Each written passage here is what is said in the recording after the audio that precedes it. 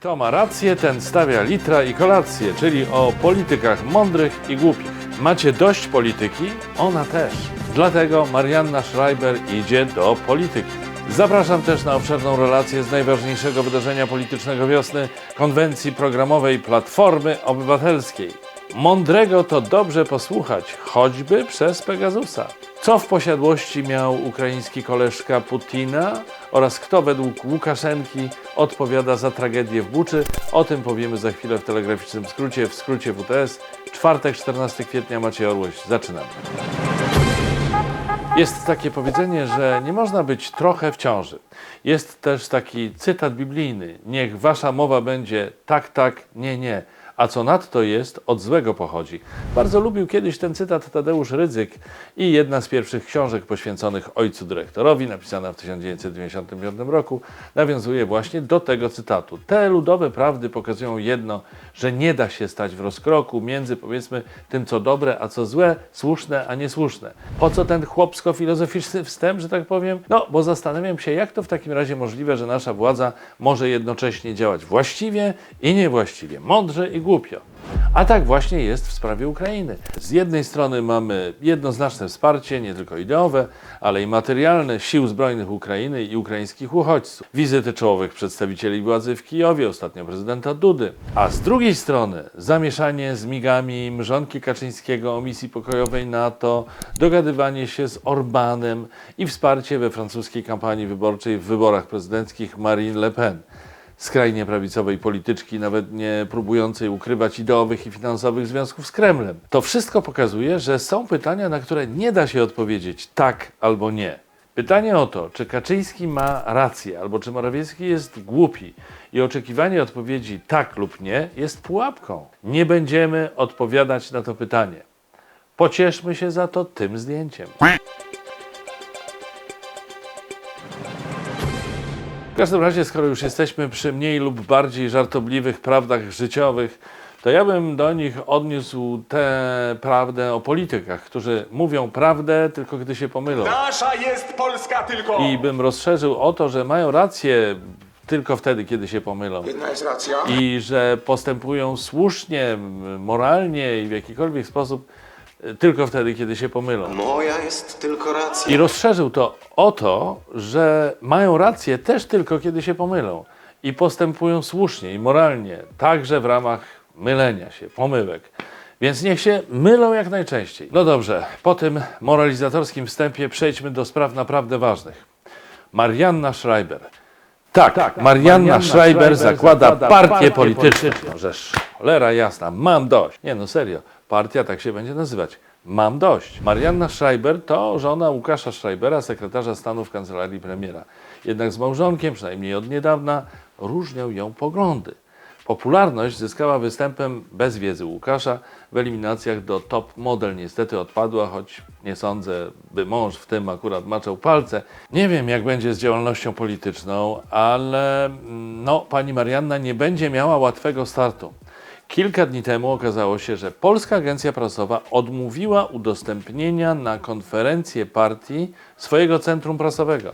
Oficjalnie z obawy, że dojdzie do naruszenia regulaminu świadczenia usług owego centrum prasowego. Nie wiadomo jednak, którego punktu regulaminu, bo jest ich kilka. Na przykład taki, że można odmówić przyjęcia zamówienia, jeśli zawiera treści obsceniczne, wulgarne, nieobyczajne lub w inny sposób godzące w zasady współżycia społecznego. Myślę, że Centrum Prasowe PAP szczególnie zwraca uwagę na ten właśnie punkt, biorąc pod uwagę, jak nieraz w tej sali konferencyjnej pierdolą po prostu. Przypomnę tylko, że tam właśnie odbyła się słynna konferencja o kłamliwej kampanii reklamowej o cenach prądu. Ta, na którą wiceprezes PGE nie chciał wpuścić dziennikarzy, a potem zabronił im nagrywania. Nie chcę oceniać wiarygodności Marianny Schreiber jako polityczki, zwłaszcza, że nawet nie przedstawiła programu partii. To nie jest moja rola.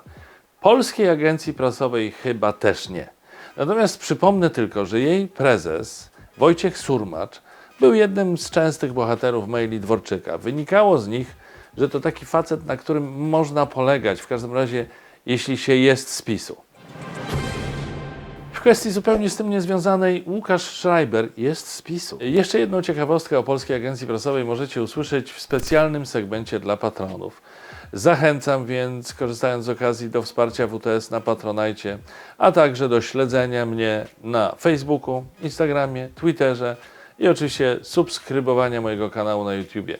Dla Was to kwestia jednego kliknięcia, a ja z każdej subskrypcji cieszę się jak dziecko. To znaczy nie to, że skaczę po pokoju i macham rączkami, ale naprawdę jest mi bardzo wesoło i bardzo miło. Powiem Wam, że cieszę się, że pomoc ukraińskim uchodźcom w przeważającej części wzięli na siebie wolontariusze, NGOsy i setki tysięcy ludzi dobrej woli. I nawet jestem w stanie przełknąć to, że laury próbują teraz zbierać rządzący, bo oni naprawdę też zrobili dużo. Coś, co stoi w zupełnej sprzeczności z ich naturą. Otóż zbytnio się nie wtrącają. I w wielu innych dziedzinach życia też by mogli się nie wtrącać. Nawet zastanawiam się, że może warto by było dla tak zwanych zawodowych polityków stworzyć jakiś żywy skansen, w którym by nieświadomie przebywali. Turyści by udawali, że są im posłuszni. Mówiliby: tak, tak, panie premierze, oczywiście, pani premier, przedni pomysł, panie prezesie. Może jeszcze kawy, pani przewodnicząca? Politycy by nawet mieli dziennik ustaw drukowany na maszynie drukarskiej z czcionkami z ziemniaka i hotel sejmowy z basenem z kulkami. A społeczeństwo, a dokładniej tak zwane społeczeństwo obywatelskie, by miało święty spokój i samo znacznie lepiej ogarnęłoby ważne kwestie takie jak ochrona zdrowia, wymiar sprawiedliwości, polityka zagraniczna, gospodarka i podatki, media publiczne, bo politycy którejkolwiek z tych sfer się dotkną, to spartolą. Nad Polskim Ładem, którego nawet Krajowa Administracja Skarbowa nie rozumiała, nie będę się już znęcać, ale ostatnio głośno jest o tarczy antyinflacyjnej. Niestety nie o jej sukcesach. Premier oczywiście może ją sobie zachwalać i obciążać winą za rosnące ceny wyłącznie naszych okropnych sąsiadów. Niestety, najszczerszą recenzję tarczy antyinflacyjnej wystawili politycy Zjednoczonej Prawicy, kiedy przegłosowali kolejną podwyżkę swoich wynagrodzeń w postaci dodatku mieszkaniowego. Jaki był argument za? Inflacja. A wy jak tam? Dostaliście już od pracodawców podwyżkę wyrównującą rosnące raty kredytów mieszkaniowych? No jak to nie? No kto by pomyślał? Naprawdę, no radzę w takim razie kandydować do Sejmu. Bycie posłem albo senatorem to jest raj, immunitet, kasa. Jak nie siedzisz w jednym z pierwszych dwóch rzędów w sali plenarnej, to nikt się nie zna i się nie interesuje, co robisz, więc przez minimum 4 lata możesz nic nie robić. To nawet lepiej, bo im mniej robisz, tym mniej się narażasz, więc masz szansę na wysokie miejsce na liście w kolejnych wyborach. I znów 4 lata wakacji. U prywaciarza jest gorzej. Zobaczcie takiego Pierina Vincenza, byłego szefa jednego ze szwajcarskich banków. Firmową kartą kredytową płacił na randkach w lokalach z tancerkami w nieskromnych strojach lub wręcz bez strojów za wakacje. No i teraz go skazali za oszustwo na prawie 4 lata w hotelu za cudze pieniądze. To znaczy za pieniądze podatników w sanatorium za kratami. Okrutna kara. Polski polityk dostałby za to posadę w spółce Skarbu Państwa albo miejsce w ministerstwie. No ale powiedzmy sobie jasno, Pierin Vincenz to jest pionek, mały pikuś w porównaniu z Wiktorem Medvedczukiem, ukraińskim oligarchą, który od lat wspiera Władimira Putina.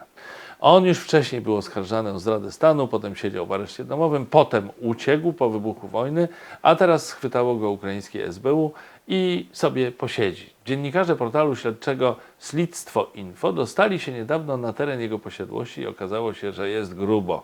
Pan Medvedczuk ma, a raczej miał tam nawet peron kolejowy i super luksusowy wagon restauracyjny Pullman, a w nim salę główną na około 40 osób oraz kuchnię, przedział VIP, toaletę przy wejściu bara, na szklankach złocony herb Federacji Rosyjskiej, złoto wszędzie. No ale jedno jest pewne, Medvedczuk już sobie tym wagonem nie pojeździ. Wracamy do kraju. Wczoraj odbyła się Rada Krajowa Platformy Obywatelskiej. Zapytacie pewnie, kogo to obchodzi? No właśnie, ja też się zastanawiam. Kogo to obchodzi?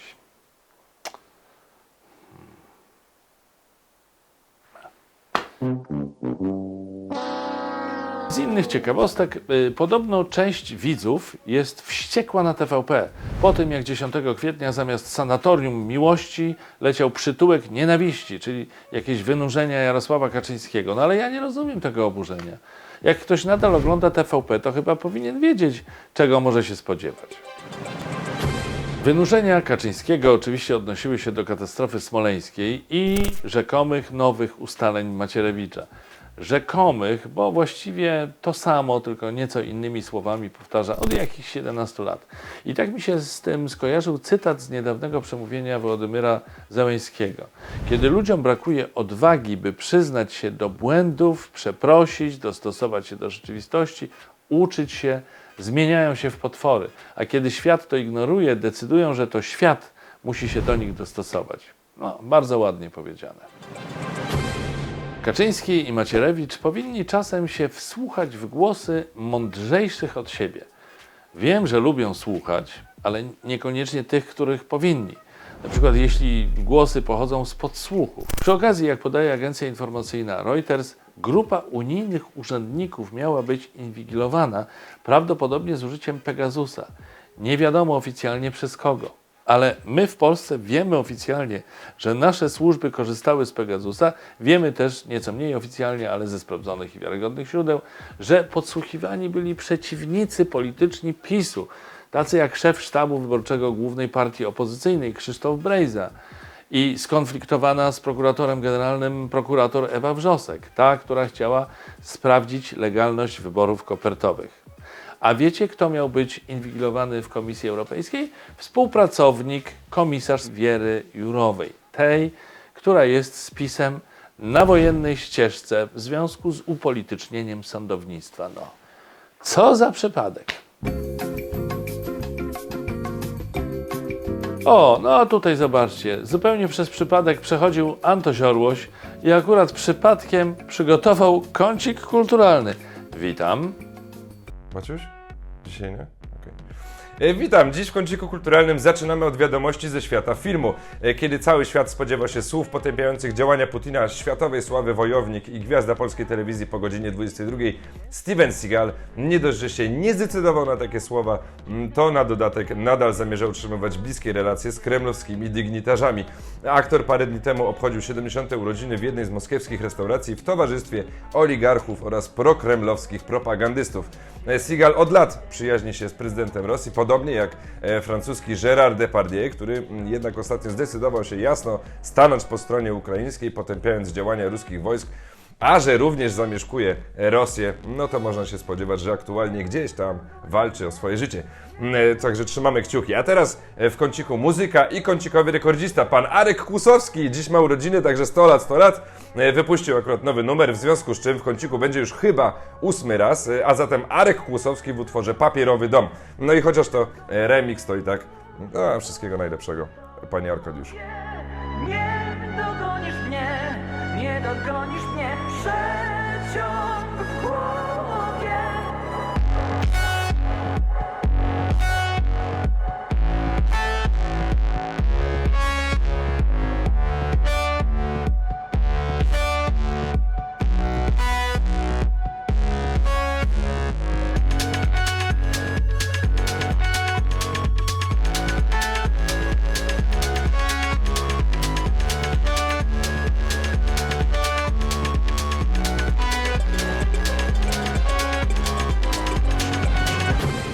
Na zakończenie news, który zrobił na mnie ostatnio szczególne wrażenie, dotyczy białoruskiego dyktatora Aleksandra Łukaszenki, który niedawno znowu spotkał się z Putinem i pewnie znowu gimnastykował się, jak tutaj wytłumaczyć, że białoruskich wojsk jeszcze nie ma w Ukrainie.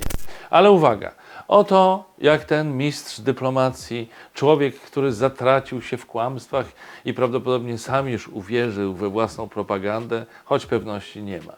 Łukaszenka powiedział na temat rosyjskich zbrodni w Buczy tak. Wydarzenia w Buczy to nic innego jak psychologiczna operacja specjalna przeprowadzona przez Brytyjczyków. A idź na chuj skończony skurwysynu. I to tym razem wszystko w WTS-ie. Kolejny już niebawem, w niedzielę. Życzę spokojnych świąt już teraz.